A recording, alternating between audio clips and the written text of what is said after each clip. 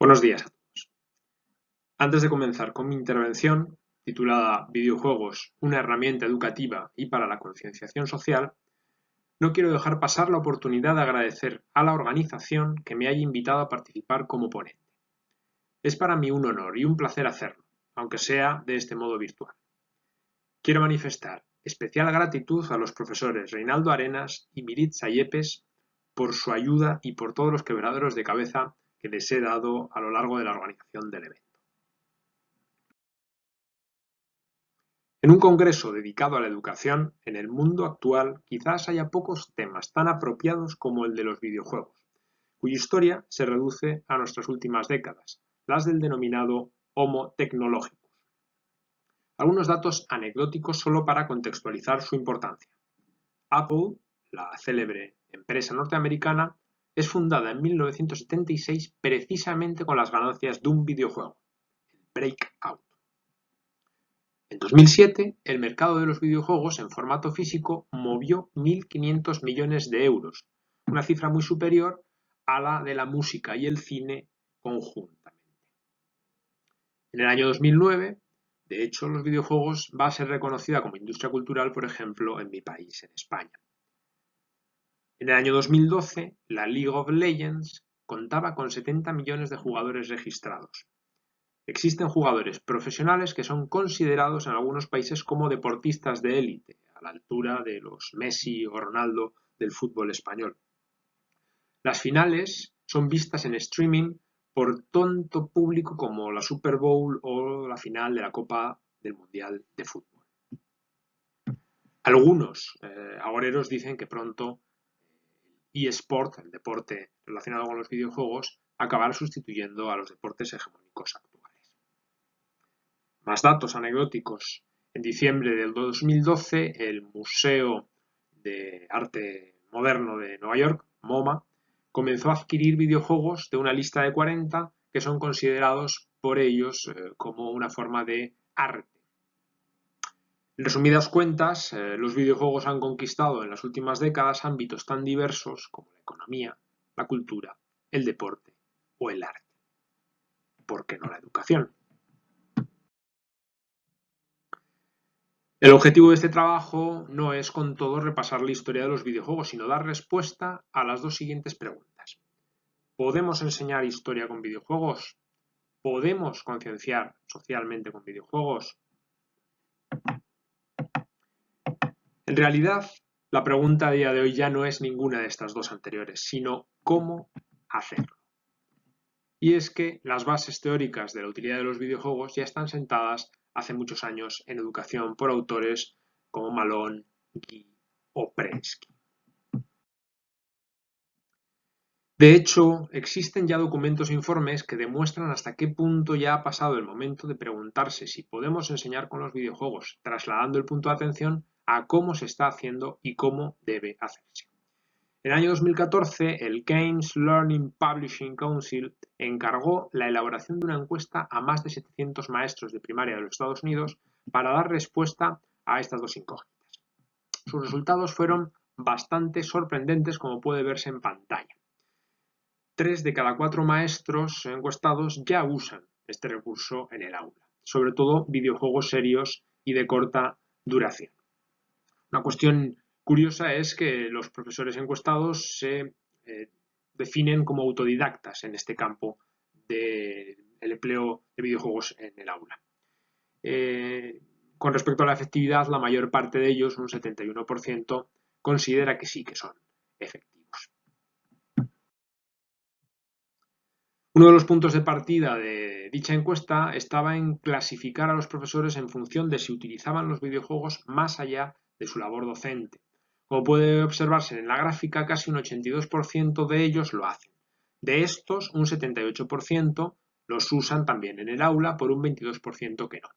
De entre los maestros que no juegan, todavía un 55% sí que utilizan el recurso en el aula, mientras que un 45% no lo hace. En realidad esto indica una mayor concienciación por parte de los profesores que son jugones, que están acostumbrados a los videojuegos fuera del aula, pues tienen una mayor concienciación a la hora de utilizarlos en el aula. Esta otra gráfica también es interesante ya que nos muestra el género de juegos más utilizado por estos profesores en las clases y lógicamente, como vemos, destacan los educativos con un 91%, seguidos muy de lejos por juegos de puzzle o los trivia. Esta otra gráfica, también fascinante, nos ofrece información muy detallada sobre los títulos de videojuegos concretos empleados en el aula y el propósito con el que se usan. Van a destacar nuevamente juegos educativos, como por ejemplo, con objetivos, perdón, como por ejemplo manejar la clase o conectar estudiantes entre sí. En realidad, los elementos que más funcionan en este tipo de respuestas son aquellos que son de tipo motivación. Sobre la efectividad de los videojuegos, la encuesta arroja también distintos resultados por materias, como se puede comprobar en la gráfica. Matemáticas, más del 70% de los profesores encuestados consideran que es altamente efectivo el empleo de videojuegos y se obtienen también porcentajes muy elevados, por ejemplo, en tecnología, en computación, donde el 65% de los profesores encuestados los consideran efectivos, o en eh, habilidades de función ejecutiva, 59%, inglés, 56%. Curiosamente, es en ciencias sociales y en artes donde los profesores perciben una efectividad un poquito más reducida. Como se puede comprobar en la gráfica, un 37% lo considerarían altamente efectivos en estudios sociales, historia y humanidades, y un 24% efectivos, ¿no? Frente a un 32% que no están seguros al respecto. Tan solo un 7% lo considerarían no efectivo. Aún así, las cifras son bastante esclarecedoras. También es interesante observar que la mayor parte de los maestros encuestados conocen la efectividad de los videojuegos bien a través de otros compañeros o bien de un modo autodidacta. Apenas hay formación en este sentido y este es un mal sobre el que habría que poner remedio a la brevedad para poder utilizar el recurso de la manera más óptima posible. Muy bien, el desembarco de los videojuegos en el aula es por lo tanto imparable. Analicemos pormenorizadamente sus ventajas. En primer lugar, se trata de un modo sencillo de iniciarse en un nuevo lenguaje, el informático. Esto es especialmente relevante en una sociedad cada vez más informatizada donde los nativos digitales se ciberalfabetizan antes que aprenden a leer o escribir. Además de esta cuestión, en segundo lugar, es innegable, y así lo corroboran los estudios, el incremento de la motivación por parte de los alumnos que emplean videojuegos en sus procesos de aprendizaje. En tercer lugar, los videojuegos diseñados específicamente o no, también aquí los videojuegos comerciales tienen su interés, pueden ayudar a enseñar contenidos curriculares a los alumnos. Luego veremos algunos ejemplos en este sentido. Y finalmente, además de los contenidos curriculares, los videojuegos se han probado eficaces a la hora de aprender 4 grupos de habilidades, las que tenemos en pantalla. Habilidades personales y emocionales, con cuestiones tan importantes como la autoconfianza, la superación de los retos, la expresión de los sentimientos. Habilidades sociales, donde tendríamos, por ejemplo, interiorización de normas y comportamientos, cooperación y trabajo en equipo, algo muy demandado en nuestra sociedad actual. Cognitivas, y aquí tenemos una lista también larguísima, desde cuestiones relacionadas con la curiosidad, la percepción visual y auditiva, por ejemplo, la coordinación viso-mano es fundamental aquí, capacidad organizativa, toma de decisiones, solución de problemas, y finalmente psicomotoras, ¿no? Donde tendríamos cuestiones de orientación espacial, de rapidez, de precisión. Existe cada vez una mayor conciencia académica sobre el potencial didáctico de los videojuegos. Por ello se van desarrollando más iniciativas que dan sustento a este potencial, así como grupos de investigación en universidades de todo el mundo.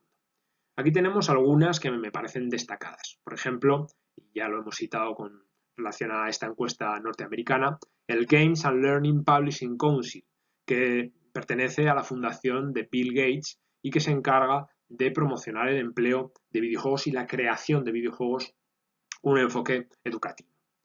En lo que se refiere a universidades, por ejemplo, pues tenemos universidades americanas que también están, norteamericanas que también están muy enfocadas a esta cuestión, como por ejemplo el proyecto The Education Arcade del MIT o del Games Plus Learning Plus Society Center de la Universidad de Wisconsin. Y en el caso español, pues tenemos un proyecto también muy interesante llamado Historia y Videojuegos de la Universidad de Murcia. Muy bien, merece la pena que nos detengamos en algunos ejemplos para ilustrar este potencial educativo de los videojuegos en el campo de las ciencias sociales, ¿no? Y en concreto en el de la historia, que es el de mi especialización. En esta pantalla vamos a hablar de un proyecto de videojuego llamado Prehistoria. Su objetivo es sumergirse en el Paleolítico poniéndonos en la piel de un habitante de la época. Se trata de un proyecto de crowdfunding con un perfil mixto que sus autores denominan edutainment, ¿no? Una mezcla entre educación, education, y entertainment, ¿no? Entretenimiento. Actualmente ya hay disponible una primera versión beta para jugar el videojuego a través de Google Play Store. Lo curioso de este proyecto es que están desarrollando el videojuego en formato de 3 dimensiones, con lo cual con nuestro propio teléfono móvil inteligente y unas gafas de cartón bastante económicas, pues podríamos tener esta experiencia inmersiva en pleno paleolítico.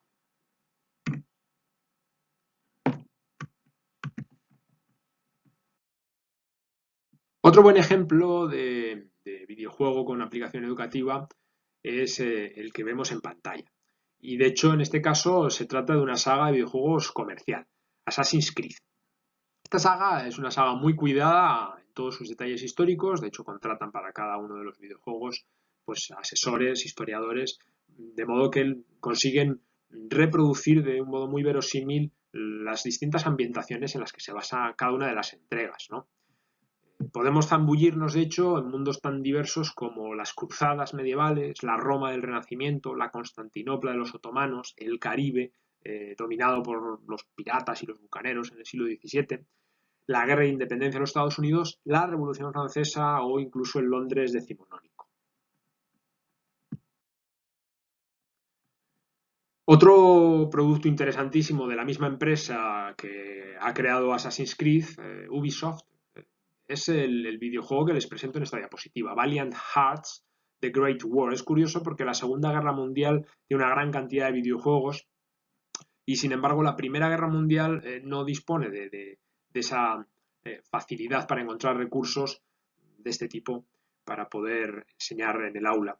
Sin embargo, bueno, pues Valiant Hearts ha venido a cubrir un poquito esa falta de recursos y es un recurso está perfectamente diseñado, con un potencial didáctico enorme, muy realista, con un aspecto, una interfaz muy parecida al cómic, ¿no? O con cierta inspiración en el cómic, pero como digo, con un potencial didáctico enorme porque más allá de que el videojuego reproduce a la perfección el ambiente de la Primera Guerra Mundial, las guerras de trincheras, determinados hitos históricos, contiene una gran información extra, globos de texto como el que ven en imagen, a través de la cual pues, el jugador va aprendiendo determinadas cuestiones relacionadas con este conflicto.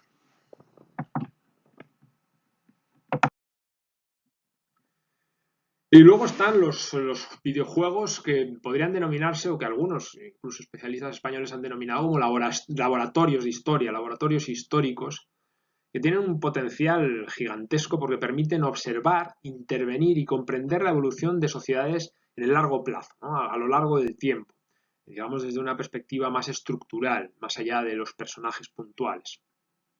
Quizás el videojuego más conocido de este tipo es Age of Empires, y es el que indico en pantalla. En fin, es un videojuego extraordinario, ya van por la 4ª entrega, aunque los fans prefieren la tercera, Age of Empires 3, con multitud de escenarios, expansiones y todo un pequeño mundo alrededor de fans que han creado incluso sus propias expansiones. Es un videojuego extraordinariamente exitoso. Y no es el único en este campo, tendríamos otros como Civilization, Europa Universalis, que explotan este tipo de perfil de videojuego más de estructura histórica, de procesos de largo plazo y no pues, elementos más anecdóticos o puntuales en el tiempo. Otro de los ejes importantes en educación, en este caso un eje transversal, es la educación en valores. La concienciación social forma parte de sus objetivos. Los videojuegos tienen un enorme potencial en este campo. Ya existen algunas iniciativas explorando esta vía. Games for Change es un colectivo que reúne a programadores, industria y profesores en busca de desarrollar productos capaces de catalizar cambios sociales importantes.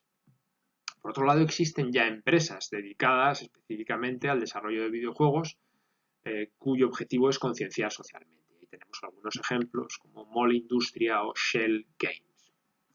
En España también comienzan a darse pasos en esta dirección.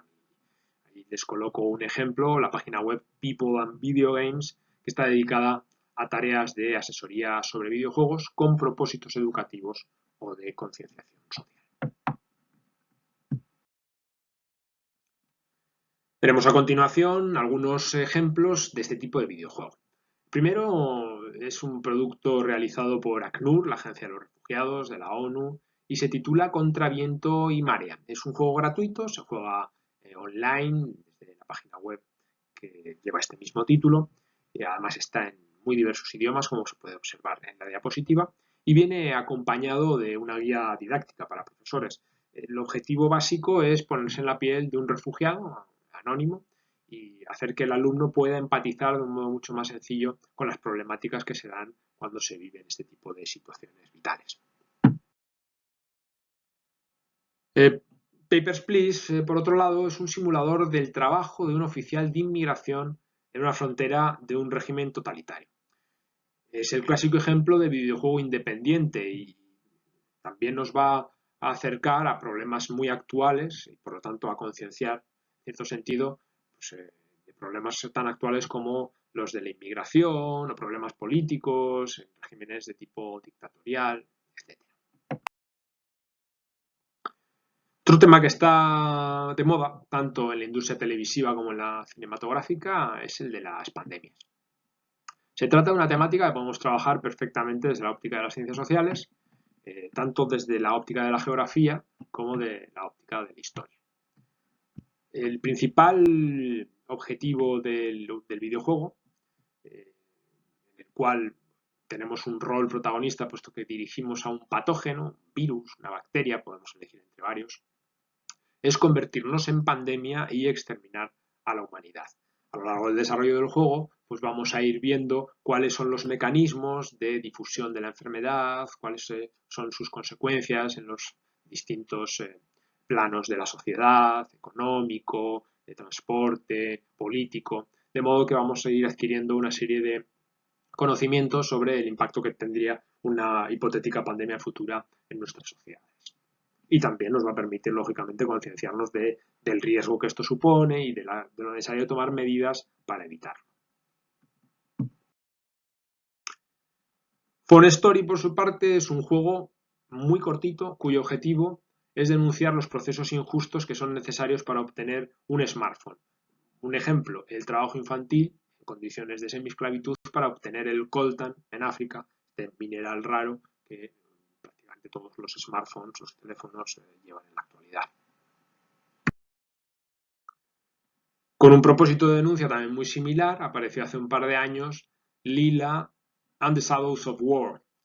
Y en este caso estamos nuevamente ante un juego independiente que nos va a poner en la piel de una familia que quiere escapar de los bombardeos israelíes durante la última guerra de Gaza. El medio ambiente es otro campo donde los videojuegos comienzan a canalizar mensajes de denuncia. Mother Earth presenta de un modo muy rápido y visual las consecuencias incontroladas que el impacto humano está generando sobre el planeta y por lo tanto ayuda a que nos concienciemos para intentar evitarlos. Bueno, no querría terminar mi intervención sin hablar de los principales peligros de los videojuegos, tema recurrente en el tratamiento de este recurso en los medios de comunicación. Se acusa a los videojuegos de generar adicción, dependencia, de promover el aislamiento y de ser peligrosos por sus contenidos inadecuados. Si bien es cierto que, como cualquier otro recurso, es preciso seleccionar bien el videojuego que vamos a trasladar al aula, hay que derribar estos prejuicios sobre los peligros de los videojuegos sobre los que no hay evidencia científica unánime. Hace 25 o 30 años se decían exactamente las mismas cosas sobre las películas, que generaban violencia, que eran muy sangrientas, y en la actualidad nadie se plantearía no utilizar el cine o la televisión como un posible recurso didáctico en el aula. Lo mismo ocurre exactamente con los videojuegos, solo que el videojuego tiene esa capacidad de interacción que es mucho más motivadora que la pasividad de recibir simplemente imágenes a través del cine o de la televisión. A continuación dejo una brevísima selección de trabajos científicos sobre la materia que he tratado a lo largo de mi intervención.